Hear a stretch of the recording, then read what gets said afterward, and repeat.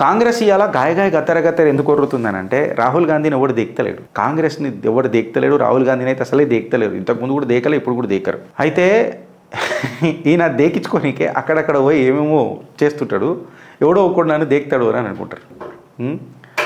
నువ్వు కనబడవు కాబట్టి నేను ఎవడు ఇక వద్దులే, ఎన్నిసార్లు ఇక నేను ఇక మాట అనాలి. కానీ అయితే ఇప్పుడు గిరీష్ ఈ మాట ఎందుకు మాట్లాడుతున్నావు అని అంటే, మన గుంగురు సేట్ అరవింద్ కేజ్రీవాల్ జైల్లో నుంచి బెయిల్ తీసుకొని బయటకు వచ్చిండు. సుప్రీంకోర్టు కొన్ని ఆంక్షలు పెట్టింది, నువ్వు నీ పాస్పోర్ట్ ఇచ్చేసేయాలా, నువ్వు మన ఏమంటారు దేశాన్ని విడిచిపెట్టిపోవద్దు, నువ్వు సీఎం ఆఫీస్కి అసలే పోవద్దు, ఈ కేసుకి సంబంధించి ఒక్కటి కూడా నువ్వు ఏదైనా ముచ్చట మాట్లాడినావు అంటే కంటెంప్ట్ అవుతుంది, మళ్ళీ లోపల ఉంటుంది, నువ్వు అన్ని నాటకాలు చేయొద్దు అని చెప్పిండు.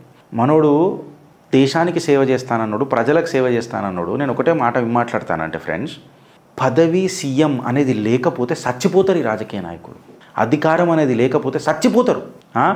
డొంగు చేసిండు కదా వెనకటికి, ఆ కరప్షన్ ఈ కరప్షన్, నేను సుఖమైనోని అది ఇదని బాగా చెప్పిండు కదా. ఇయ్యాల అరవింద్ కేజ్రీవాల్ అనేటువంటికి పదవి లేకపోతే చచ్చిపోతున్నాడు. ఏం చేసిండు తెలుసా? ఇయ్యాల ఈ ఆమ్ ఆద్మీ పార్టీ ఎవర్రా నాయనా అని అంటే మళ్ళీ ఇండియా అలయన్స్లో ఒక పార్ట్నర్, విడ్డూరం చూడండి, ఇండియా అలయన్స్లో ఒక పార్ట్నర్. అరవింద్ కేజ్రీవాల్ బయటికి రాగానే 48 గంటలల్లో నేను రిజైన్ చేసే ఆస్కారం ఉన్నది, నేను రిజైన్ చేస్తా, సో నవంబర్లో ఎలక్షన్స్లో పోతామొచ్చు, హర్యానాతో పాటు పోతామా ఎట్లా పోతామా అనేది కాదు, నేను బరాలు రిజైన్ చేస్తా అని చెప్పి నిన్న చెప్పకనే ఒక ఇండైరెక్ట్గా స్టేట్మెంట్ ఇచ్చిండు. ఇప్పుడు ఇది కాంగ్రెస్కి వశపట్టదు. ఎందుకు చెప్పాలనా? ఆధారాలతోనే చిత్రగుప్తం. మీ రాహుల్ గాంధీ ఎక్సెట్రా వెనకటికి ఏమని అన్నారు? సెంటర్లోనే ఇండియా అలయన్స్, స్టేట్లలో మేము ఇండిపెండెంట్గా పోతామని చెప్పి మీరే మాట్లాడిండ్రు. సో స్టేట్ల కుస్తీ, సెంటర్ల దోస్తీ, ఇదేం మస్తీ అని అడుగుతుర్రు దేశ ప్రజలు. ఈ మాట నేను ఎందుకు అంటున్నానంటే, మిస్టర్ దీక్షిత్ ఎవరైతే షీలా దీక్షిత్ కొడుకున్నాడు కదా, షీలా దీక్షిత్ కొడుకు పూర్వ ముఖ్యమంత్రి ఉండే కదా ఢిల్లీకి, షీలా దీక్షిత్ గారి కొడుకు మిస్టర్ దీక్షిత్ అని చెప్తున్నా. ఆయన ఏమన్నానంటే, ఈ అరవింద్ కేజ్రీవాల్ ఆరోపణలు వచ్చే కంటే ముందు ఎందుకు రిజైన్ చేయలే?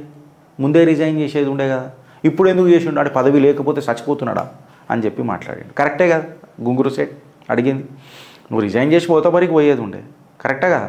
స్టేట్లలో మేము ఇండిపెండెంట్గా కొట్లాడతాం, సెంటర్ లెవెల్లోనే మా దోస్తీ, స్టేట్ లెవెల్లో మాత్రం కుస్తీ, ఇదే మా ఇండియా అలయన్స్ మస్తీ, దేశ ప్రజలను పాగలమనేస్తారు. ఇప్పుడు ఈ కాంగ్రెస్ ఇట్లాంటి మాటలు ఎందుకు మాట్లాడుతుంది అని అంటే, అబ్సల్యూట్గా కాంగ్రెస్ని ఎవరన్నా నమిలి పడేసిరు, తినేసి మింగేసిరు అని అంటే అది Aam Aadmi Party. In fact America deep స్టేట్కి కూడా కాంగ్రెస్ కంటే ఎక్కువ ఆమ్ ఆద్మీ పార్టీ మీద నమ్మకం ఉండే. అసలు ఏడికని వచ్చింది వీళ్ళకి ఫండింగు, గోవా పంజాబ్ ఎలక్షన్స్లలో అనేది పెద్ద ఒక ఫ్యూజులు ఎగిరిపోయినాయి వెనకటికి.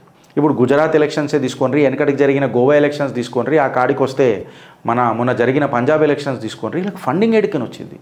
ఇమాన్దారీ దుకాణం కదా వీళ్ళు, ఇమాన్దారీ దుకాణానికి ఇంత పైసా ఏడికని వచ్చింది, వీళ్ళకు పేపర్ అడ్వర్టైజ్మెంట్లు ఏడికని వచ్చినాయి, ఇన్ని పైసలు కిక్ బ్యాక్స్ ఏడికని ఇచ్చిర్రు వీళ్ళు. ఏ డీప్ స్టేట్ ఇన్వాల్వ్మెంట్ లేనిదే ఏడిదాకా అవుతుందా, కరప్షన్ లేనిదే ఏడిదాకా అవుతుందా?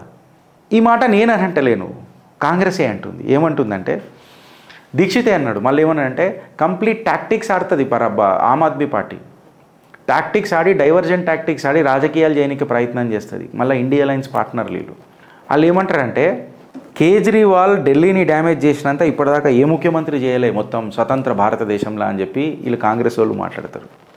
ఆయన ఏమంటాడంటే, మేమైతే ఇండిపెండెంట్గా పోతున్నాం, ఢిల్లీ హర్యానా ఎలక్షన్స్లలో మేమే పోతున్నాం, ఈ గుంగురు సేట్నితో మేము కట్టుకొని జుగల్బందీ గజ్జలాట మేమైతే ఆడం అని చెప్పి కాంగ్రెస్ నాయకులు చెప్పి పడేశారు.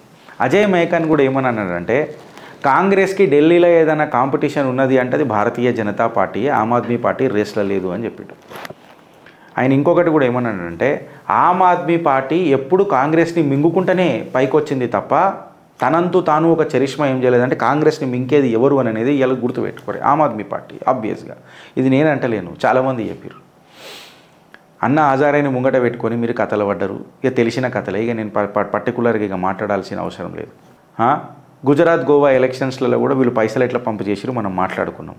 48 గంటల తర్వాత నేను రిజైన్ చేస్తా అంటే సీఎం పదవి లేకపోతే ఎట్లా, నేను పబ్లిక్లోకి వస్తా, పబ్లికే ఇక మ్యాండేట్ ఇయ్యండి, నన్ను కూసోబెడతారా లేకపోతే నన్ను ఏం చేస్తారా, నా జీవితం నా రాజకీయ జీవితం పబ్లిక్తోనే తేల్చుకుంటా అని చెప్పి అరవింద్ కేజ్రీవాల్ రావడం. నిజంగా చెప్పాలంటే అరవింద్ కేజ్రీవాల్ ఎవరిని నమ్మడు. ఇంకా ఉన్నమాట చెప్పాలనంటే, కరెక్ట్గా అనాలిసిస్ చేసి చెప్పాలనంటే, ఎవరైనా సీఎంని పెట్టేది ఉండే కదా, మళ్ళీ ఇన్ని రోజులు సీఎం లేకుండా రాష్ట్రం అంటే ఢిల్లీ అడ్మినిస్ట్రేటివ్ కొలాప్స్కి గురైంది కదా. ఇంకొక హైలైట్ అయింది తెలుసా ఫ్రెండ్స్, ఈ అన్నిట్లా ఇలా కూటమిలో మనువాడ ఈ ఢిల్లీ లిక్కర్ స్కామ్లో ఫస్ట్ కంప్లైంట్ ఇచ్చింది కాంగ్రెస్ పార్టీయే. కరెక్ట్ అంటారు మీరు. ఫస్ట్ కాంగ్రెస్ పార్టీలు ఎఫ్ఐఆర్ ఫైల్ చేసింది కాంగ్రెస్ పార్టీయే. కాంగ్రెస్ పార్టీ చేసి ఇంత లొల్లి జరుగుతున్నది, ఇట్లా జరుగుతున్నది అని చెప్పి గవర్నర్కి కంప్లైంట్ ఇచ్చి ఫస్ట్ ఎఫ్ఐఆర్ అయితే కాంగ్రెస్. ఇవాళ భారతీయ జనతా పార్టీ నానేమొస్తుంది? వీళ్ళ యూనిటీ చెప్తున్నా మీకు నేను. లోపల ఒక్కోడి మీద ఒక్కోడికి కుళ్ళు. మళ్ళీ మేమందరం పాలోళ్ళమని చెప్పుకుంటారు. వీళ్ళు పాలోళ్ళు కాదు, పాపాత్ములు దేశానికి. అందుకనే నయా భారత్ నిర్మాణంలో మీరు అప్రమత్తంగా ఉండుర్రని చెప్పి మిమ్మల్ని ప్రాధేయపడుతుంటా నేను ప్రతిసారి. పాదాభివందనం చేస్తా. వారానికి 2 గంటలు తీయండి అన్న. జర డిబేట్లు స్టార్ట్ చేయండి. గలం ఇప్పుండ్రి, గర్వించి గలం ఇప్పుండ్రి మన భారత్ కోసం.